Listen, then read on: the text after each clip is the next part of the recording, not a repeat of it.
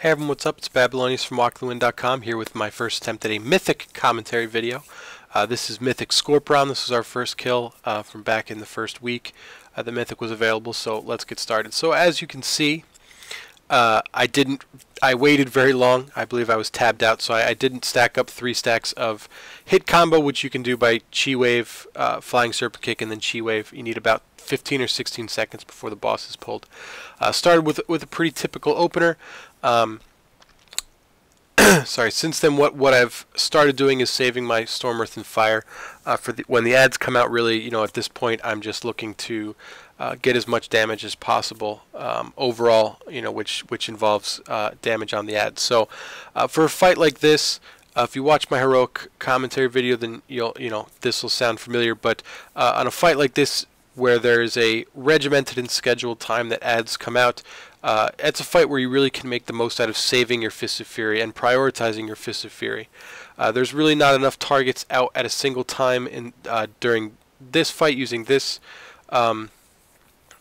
using this strategy to merit going really out of your way to stacking up a lot of Mark of the Crane stacks. So you really have to watch what you're doing and try and maximize the amount of damage that you do. So saving your resources, making sure you have the Chi to use something like Fists of Fury can be very useful. With my raid, ads tended to die relatively quickly. I would try to prioritize. I now try to prioritize getting a Fist of Fury, if I can, a Strike of the Windlord, and a Whirling Dragon Punch on the targets, and that does a lot of burst AoE. If you saw a little bit ago, I got stunned by the Focus Blast, and that was because I attempted to roll out. Roll does consider you at the spot where until you stop rolling, basically, the game considers you at the spot that you started rolling. So that's something you have to be conscious of. If you're standing in fire or standing about to get stunned by something and you roll, if you're not done rolling by the time that thing goes off, it's going to the game considers you back where you were. So as you can see here, I do some manual stacks for Mark of the Crane, and that's something you can do especially on Mythic where there's lesser targets. You should always be switching targets when you're using Jab or Blackout Kick or Rising Sun Kick, just to make sure that you can stack up as much as you can.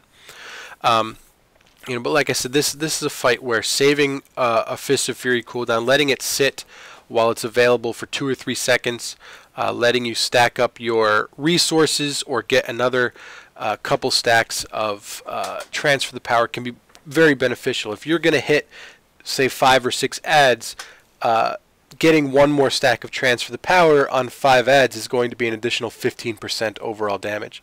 So that's something that you really have to consider in order to maximize your damage. Windwalker does have a lot of nice abilities. As you can see, I got knocked back as well as a bunch of other people did.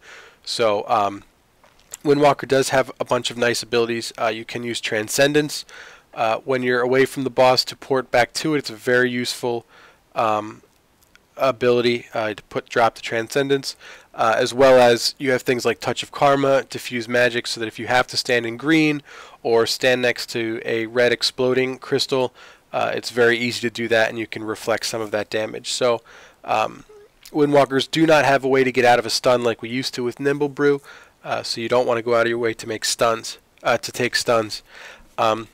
This part of the fight, the Chitinous Exoskeleton, you've seen a couple times. The boss does take increased damage. Because Windwalker is not a single target focused spec, you're not going to gain a ton by blowing all your cooldowns then.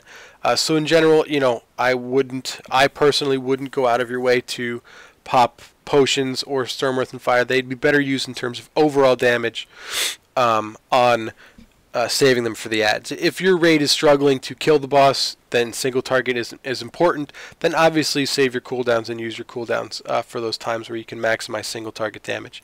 My raid, Skorpyron, was very easy, as I think most Mythic guilds found it, especially the first week. Skorpyron's very easy, so we were certainly not hurting for single target.